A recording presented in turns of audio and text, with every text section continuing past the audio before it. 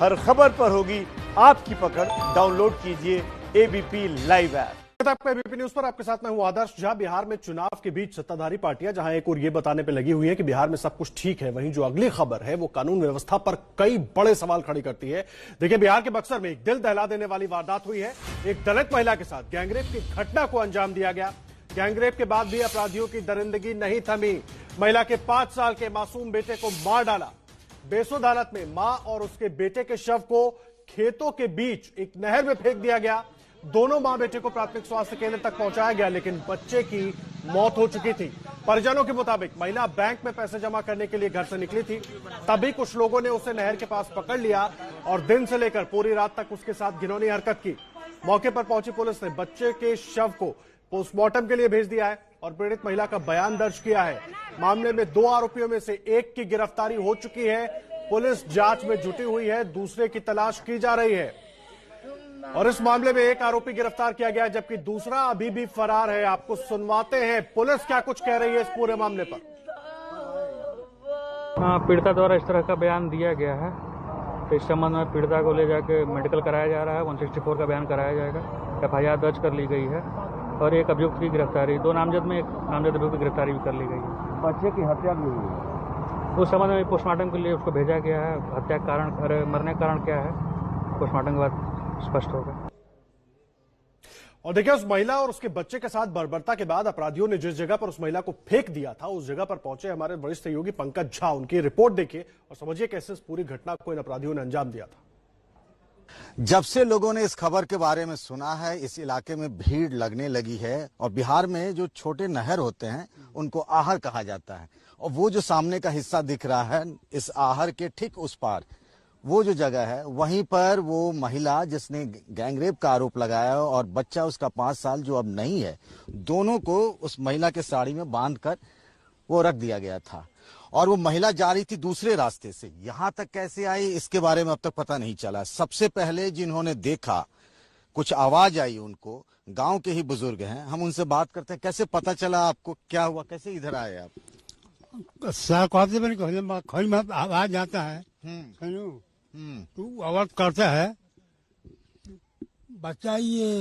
बचाइए आवाज में नंबर तो हम कहने की भाई आवाज आवता तो चोरी देखी तो है हमारे बूढ़ियों भी हमारे संग में, और यहाँ तो छुप छुप पानी बाहर चला तो अब चला कहता देखा सर केनू है, देखा तो है आवाज बुझा था पनिया में, तो अब कुछ जुटला था निकलना से तब आप सब लोगों को बुलाए? हाँ, सब बुलाई जा। ये जो भोजपुरी में कह रहे हैं कि जब 3 बजे के करीब ये आसपास उठे थे, तो जब उठे तो इनको आवाज आई, किसी के बचाने की आवाज आई, किसी महिला की रोने टाइप की आवाज आई। फिर इन्होंने देखा, फिर गांव वालों को बुलाया, फिर आप सबको चिल्लाकर बुलाया।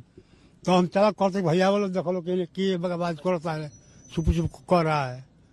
हाँ, उसके बाद आप गांव वालों सबको बुलाया आप? हाँ, तो अपने गाँव निकाल के ले गुल अपन होने को। हाँ, ये घटना कैसे हुई, क्या हुआ, जानकारी? सब हाला भल जुटनी जाए, आदमी सब जुटल है, निकालल गोइल, घर के भी गर्जियो नहीं ला, अपन बांध छान के फिर चुंगाई लेके भगल है आदमी, बस।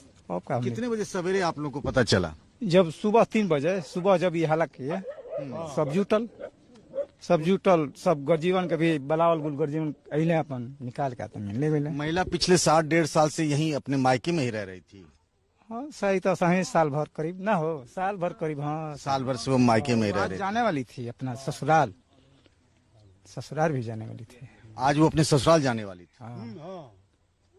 एक बड़ी खबर ये पता चली इस पूरे मामले में कि महिला आज ही के दिन वो अपने ससुराल वापस लौटने वाली थी। करीब कुछ महीनों से वो यहीं अपने घर में थी। एक ही बच्चा था उनको? हाँ, एक ही बच्चा था। उनका ससुराल यहाँ किधर है? गोसाई। अच्छा, गोसाई इधर है, बिहिया की तरफ। तो एक ही बच्चा था, यानी घर का इकलौता चिराग उस महिला के लिए, उस माँ के लिए। उसकी सारी उम्मीदें, उसके सारे सपने उस बच्चे से जुड़े हुए थे, लेकिन अब वो बच्चा दुनिया में नहीं रहा। पीड़ित महिला को जिस अस्पताल में भर्ती करवाया गया, एबीपी न्यूज वहां पर भी पहुंचा। पंकज झा की रिपोर्ट आपको वहां से दिखाते हैं, क्या वहां पर हालात थे। चौगाई का ये प्राइमरी हेल्थ सेंटर है। कुछ देर पहले तक एक महिला थी यहाँ पर, गैंग रेप का आरोप लगाया है उन्होंने, जो पीड़िता हैं उनका यहाँ इलाज चल रहा था। मेडिकल के लिए उन्हें बक्सर भेजा गया है। और ये जो घटना है इसमें एक दलित महिला बीते शनिवार को अपने घर से निकलती है, फिर वो जाती है बाजार। कहा जा रहा है कि 6,000 रुपये उन्हें बैंक में जमा कराना था। ये बात बीते शनिवार की सवेरे 10-11 बजे के आसपास है। उसके बाद वो देर रात तक नहीं लौटी। उनके साथ 5 साल का एक बेटा भी था और इस बात को लेकर के परिवार के लोग चिंतित हुए कि आखिर वो महिला और बच्चा कहाँ गया। जब वो लोग खोज खबर लेने के लिए गए तो फिर उस बच्चे का शव मिला एक नहर के किनारे। महिला भी मिली। बच्चे का शव जो है वो उनकी साड़ी से बंधा हुआ था। महिला भी बेसुध अवस्था में थी। उसे यहीं लाया गया था, इलाज कराया गया यहाँ पर। और देखिए, बक्सर में पीड़ित का परिवार सदमे में है और इंसाफ की गुहार लगा रहा है।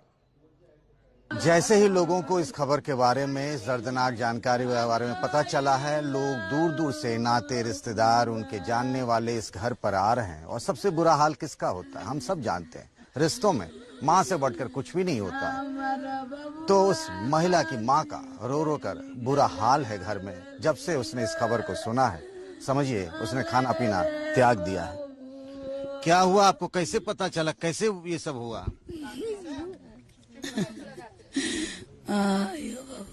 कैसे पता चला आपको? 10 बजे पैसा जमा करे गल बड़े। 12 से 1 बजल तो खोजाए लगली तो ना पता चलल तब 4 बार खोजलन जा, तब से ना पता लगल।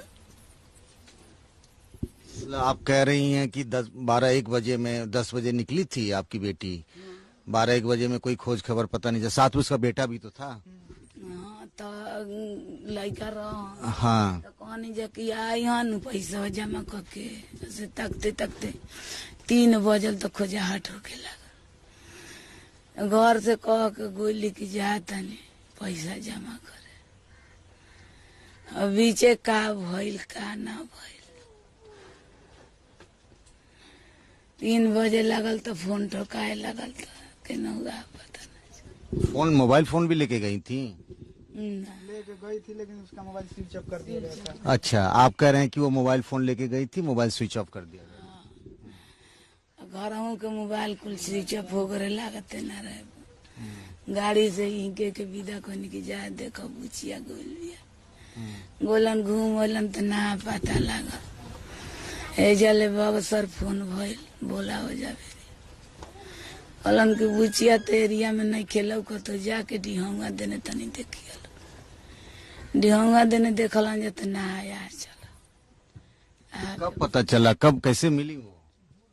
भोर में 3 बजे। 3 बजे भोर में मिली। ये बताइए कि आपको किसी पर शक है? मतलब आप लोगों ने मुकदमा दर्ज कराया है, उन्हीं लोगों पे आप पे शक है? वो बता रही है वो जो जिसको चिन्ही है।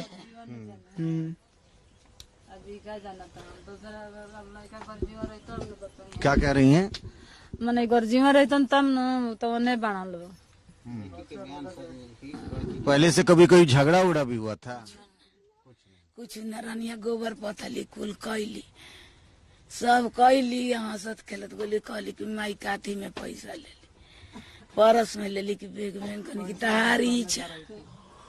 ये लोग बता रहे हैं जैसा कि वो पैसा जमा करने गई थी, पर वो रास्ता तो उधर से है, तो फिर इधर कैसे आ गई वो?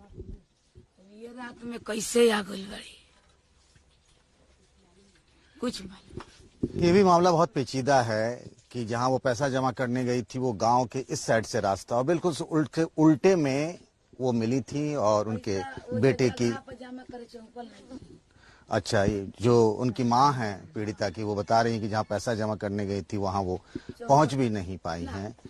मुकदमा दर्ज है इस मामले में, और लेकिन सवाल बहुत महत्वपूर्ण है इस वक्त में।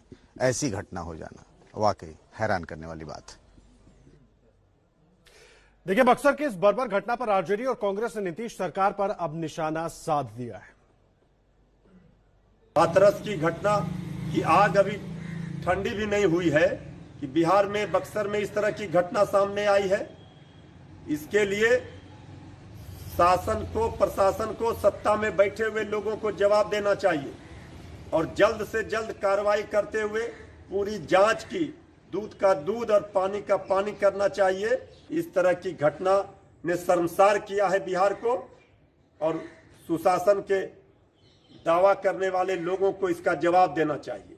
जिस तरह की घटनाएं लगातार हो रही हैं और कानून सिर्फ ये कहता है कि हमने 2 लोग पकड़े हैं और वो 2 लोग रेपिस्ट हैं कि किसी और को आनन फानन में आप प्रेशर में पकड़ के बैठे हैं। जिस तरह से अक्सर बिहार में और इस सरकार में जिस तरह से आपको याद होगा मुजफ्फरपुर बालिका गृह कांड भी हुआ, आज तक एक्यूज नहीं पकड़ा है कि आखिर ये घटनाएं लगातार क्यों हो रही थी।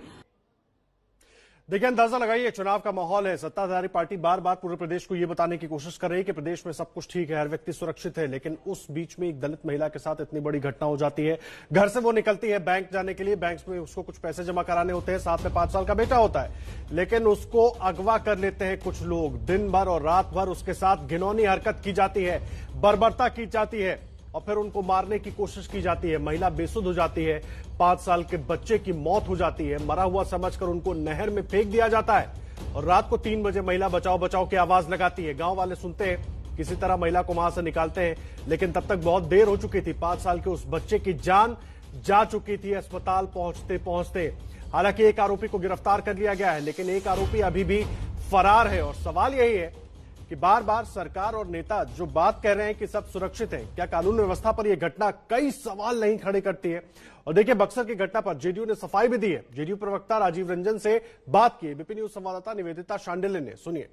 हाथरस जैसी ही एक घटना बिहार के बक्सर में देखने को मिली है, जहां पे एक 5 साल के बच्चे की मां के साथ सामूहिक दुष्कर्म हुआ और उसके बाद से बच्चे की भी हत्या कर दी गई। पूरा मामला अब धीरे धीरे मीडिया के द्वारा मुद्दा उठाने पे अब प्रकाश में आ रहा है। तो ऐसे में हम जनता दल यूनाइटेड के प्रवक्ता राजीव रंजन से बात करेंगे।